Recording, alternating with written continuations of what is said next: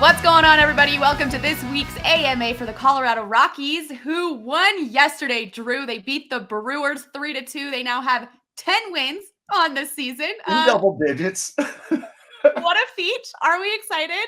Let's go. It's more wins than the Broncos. No. Oh no. Oh no. That's not. Come on. That one hurt me, but I'm happy for the Rockies and for you. These are actually my favorite AMAs, the Colorado Rockies. I love your outlook on this team, your perspective on this team. 10 wins, 10-20. Shouldn't have mentioned the 20, but we're at 10 wins. And that kind of leads me into my first question here. Well, from one of the fans. It's been a conversation, I know, going on around your Twitter feed as well. So I want to get your take on it. Do you think the Colorado Rockies will lose 100 games this year? Yes, I do, Kim. And I've never said that. Now, this might sound to some people out there, this is like, well, this isn't news. Why is this even a question? It was a foregone conclusion, even before any injuries, this, that, or the other. But I will say I've made kind of a joke out of this annual tradition of people predicting the Rockies are going to lose 100 games and me saying, no, they're not. The Rockies are almost always not quite as bad as people think that they are. That's not to say that they're not bad, but they're almost always a little bit worse in people's minds than they are in reality. But it's not good. I mean, after the Marquez injury, which I know we'll talk more about later, it's hard to see how this team. Now, there are some ways I will say it actually is still a question. It's not a foregone conclusion because there are going to be other teams in baseball who are actively trying to lose, and that's never going to be your Colorado Rockies. As bad as they are right now, you might think, God, how could it be possible for anyone to be playing worse? Well, actually, the Oakland A's and the Kansas City Royals are worse. And the St. Louis Cardinals, who had hopes of being a World Series team this year, have the exact same record as your Colorado Rockies. So that's worse for them. Yeah. But that's just a reminder that actually even good teams in baseball can fall into stretches where 20 or 30 games you just can't buy a win, right? And it goes the other way. Bad teams will, if you remember back when the Dodgers won the World Series in that shortened 2020 year, the only team to beat them in a series at home was the Rockies. Yeah. Which doesn't make any sense, right? It's in another sport that would be super bizarre, but in baseball that's fairly common. So that's usually why I don't predict the Rockies to lose 100. There will be teams at the deadline who trade off every good player that they have and go in the absolute tank for the second half. The Rockies won't do that. They'll trade some veterans, but they've never done the fire sale thing. So I will say, and some of these young pitchers look like they might be slightly better than even I thought. Ryan Feltner has been better. Noah Davis has been interesting. He's hurt now, but he'll come back. They've got some intriguing pieces. But yes, I do think that this will be the first season in Rockies history. Just talent-wise, they don't have enough pitching. But end of the day, it's a game of starting pitching, and theirs is bad and just got worse. Well, I'm just trying to look at some silver linings here. Selfishly, I took the Rockies under on total wins this year, and now I assume all of you are wishing you did the same. I remember we discussed this, Drew, and you thought, oh, maybe not quite, but now we're looking at the under. Yeah. No, the Rockies are usually a smart pick for that over, like I said, not because they're going to clear it by a mile or whatever, but they usually are slightly better bad than the bad people are expecting. And I do think with a healthy Marquez, this is a team that would have probably cleared that mark. But they were always a team that was one bit of bad news away from being potentially a 100-loss team. And losing Marquez for the rest of the season is about as bad a news as they could get. Yeah, it sure is. And we'll get to that in a minute. Like you mentioned, we'll definitely tackle that topic. But we've got one more kind of fun question to talk about. I liked this one a lot from John. When will the Rockies bring back the vest jerseys? Ooh. Man, when was the last time I saw the vests? That's a great question. I don't know. I don't know why they don't wear them anymore. It's certainly associated with some of their best moments in history. They were the jerseys they wore throughout the entire 2007 run. I know it's been a while, but oh my gosh. I do know that I think on the day, whatever jerseys are worn are decided by the starting pitcher, unless there's some kind of special thing going on. They got to wear the throwbacks, or those are all decided by the league when they're going to wear the city connects and all that stuff. But the rest of the time, it's just the starting pitcher. And I know that not too long after that 2007 to 2009 run, a lot of the guys they had, the pitchers just didn't like wearing them. I think Jorge De La Rosa was like the one guy who kind of grandfathered in. Sorry, Jorge, we're all getting there. Grandfathered in the old black vest jersey. I agree. That's probably my favorite Rockies look. I like when they wear purple, which they very rarely do anymore. But I like the black vest. I like the vests in general. I like high socks, vests, glasses. That's what a baseball player looks like to me. Totally. I agree. I like the purple also, but I do feel like their purple jerseys are cool when they're winning, but when they're not winning, maybe they're not so cool. So I can totally see that, right? It's like it feels like a weird novelty because they are the only team. It's just so like so purple. I know. So purple. Right? But hey, they're more lavender now, which I like. Yeah, shades of purple. We'll find the one that's right for this team specifically. Yeah. Oh my goodness. All right, this one from Luke. What are some rotation options for the Rockies? Let's get into it here. Oh boy. Hope and prayer. No. Oh my gosh. Sorry. They don't have a lot. Hence my answer to the 100 loss question. Peter Lambert is an interesting option. He's missed a ton of time the last 2 years with injuries, and they really got to make sure that he's fully back healthy and ready to go. I'm intrigued by Carl Kaufman. I don't want to rush him, but none of these guys are top end prospects anymore. They're all guys who are kind of in that B- to C+ kind of prospect level, where maybe they become a thing. Maybe it never works out for them, but you got to give them a shot eventually. I'll say this. I was down there at the ballpark yesterday. We were chatting with Bud Black, and it just, the way he was talking about it, it was clear. He even said that he thinks the front office might have to go out and look for something, which is wild to me on a team that's already 10 games under 500 to think that like they would go and add pitching rather than just run it with some of these young guys because they're not going to win anyway.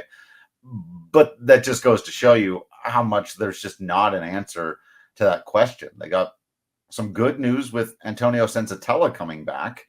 But that still leaves them one pitcher short in the rotation. For now, they're going to run with Connor Siebold, who's been bad out of the bullpen. So, okay. There's sorry, folks. There's just not a lot there. Noah Davis was this breath of fresh air that you thought and you hoped and looked like, hey, that's something nice and fun. That was taken from you after 3 starts. Just brutal. Beyond that, there just isn't much in the minors knocking on the door. And so I wouldn't even be surprised if they go out and sign some dude, some guy who we all go, wasn't he retired? And then bring him in. And it's gonna be ugly out there for a little while. Oh God, uglier than it already is. Drew. Yeah. Not what we want to hear. Oh. Okay. It's only May. Oh my gosh, it's May. It's only May. We have so much time. It's okay. It's okay. Positives. We will maybe not really focus on a positive on this next question, but we'll still get your take on it. This one's from Noah. What are the odds they use Marquez, his injury, to extend him at a discount? Yeah. So there's an intriguing question around this whole Marquez contract thing, right? Because his baseline contract is up at the end of this year. And there's a club option for, I think it's 13, 14 million, right around in there. So basically what he's been worth for most of his career. I suspect, and I tweeted this immediately after the Tommy John surgery became official, that I suspect that they will pick that up. Okay. Then after talking to Bud Black, I feel that much more confident that they will pick it up. With the team having the option, he basically come out and said, who wouldn't want to have him? That's about as strong an indication as you can get. Marquez is 3 strikeouts shy of Jorge De La Rosa's franchise record for the Rockies. So if he comes back, so it's usually a year to a year and a half of missed time, right? So we're looking at Marquez maybe coming back in July or August of 2024. having a very short period of time before the Rockies would then, if they pick up his option, then he'd still be on the Rockies. And then, so as this question is getting to, well, what after that? But they could, at any time between now and then, they could extend him as they've done with guys like McMahon or Freeland or whatever. The question is just for how much? How do you know what Marquez is worth? He's 28 years old. He's been very good for a while. He's also been very durable for a while. But in the last year, he was bad, and now he's hurt. Mm-hmm. And so I hope this conversation is going on. I hope there's a conversation with him and his agent in a way to try to figure out maybe some sort of 2-year extension, a little bubble extension, so that they can get him back in the fold, let him become the all-time Rockies leader in a bunch of different categories, let him do that, see where the team is going to be, and then make a decision on if you want to build around him into his 30s or let him go out and do something else or trade him or whatever, what have you. But for right now, they really are just kind of stuck. So I think an extension at a discount, as the questioner put it, or at a reasonable rate, considering, the guy can't exactly argue that he's in a best position to be making a ton of money right now, but this is also someone you don't want to just lose like this. Right. If that was the last game that Armen Marquez ever pitches in for the Colorado Rockies, that feels wrong on every level. Yeah. So I hope he's extended. Okay. I know the team loves him. I know he really loves, especially Bud Black. And, this is the franchise that he's been an all-star with, that he's gone to the postseason with. I know he technically came up through the Rays system, but Marquez considers himself to be a Colorado Rocky. Made his debut here with this team. So I hope so. I hope they'll extend him in a way that's smart, that works out for the team, that lets them know they've got him there, but also in a way that isn't so risky that if his health injury, if health issues persist, that they're now stuck, forever with an ailing pitcher who can't help. No. Oh my goodness. Okay. Well, not the greatest news, but it makes sense there. It's a long time to think about. July of next year. I know.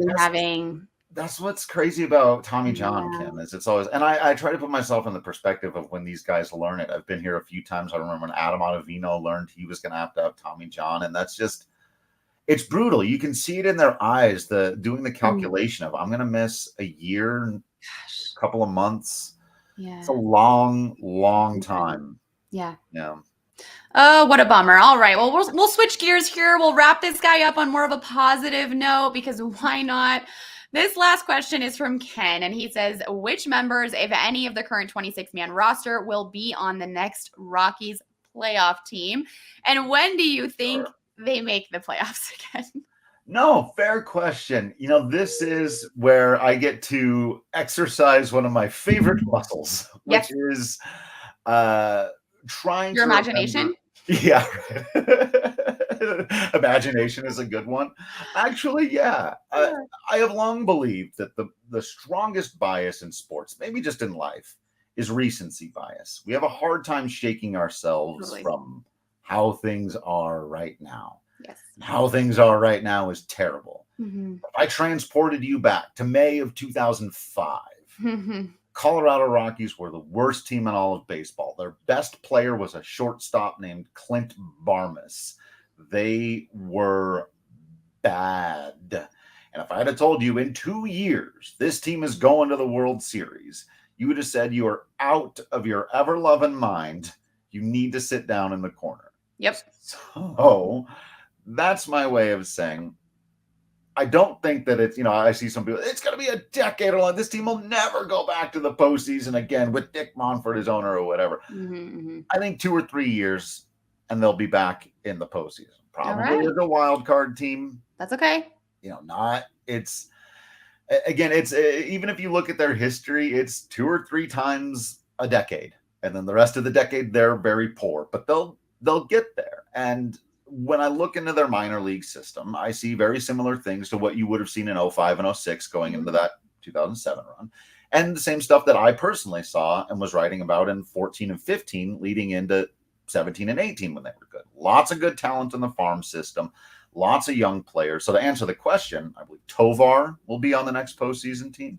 I believe Kyle Freeland and Ryan McMahon will be on the next postseason team. Lauris Montero is not currently on the 26-man roster because they sent him down to AAA, which was silly. But I believe he will be on the next postseason roster. I wouldn't be surprised if guys like Justin Lawrence, Pierce Johnson's going to be an interesting one. I think they really like him and they might want to keep him around in the long term.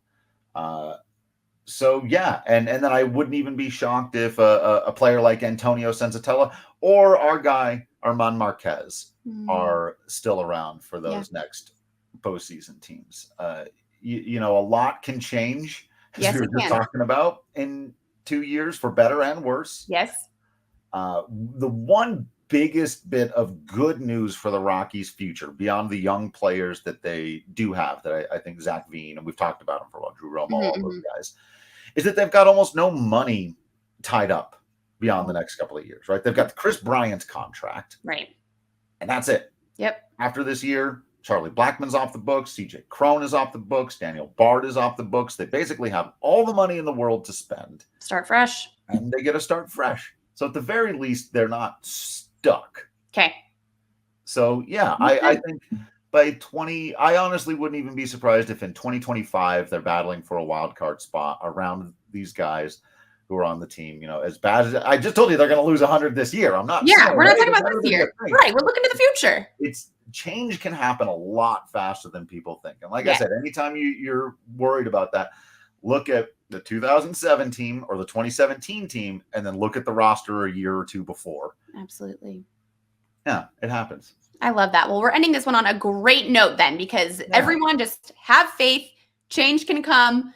Enjoy the season for what it is, but have faith. I like that. That's how we're going to tie a ribbon on this one. Get ready for your 2025 wild card Colorado Rockies. I'm ready. Go order your purple jersey right now. Maybe even a vest jersey by 2025. You'll all be ready in the stands, because the stands looked kind of sad yesterday. So we'll hope that gets some people back in there. But Drew, no, this is so much fun. Again, thank you so much for your insight, and to everybody sending in questions. Thank you, because we still got a long way to go, but we'll find things to discuss and to dive into. Absolutely. Always appreciate you. Thanks, Drew.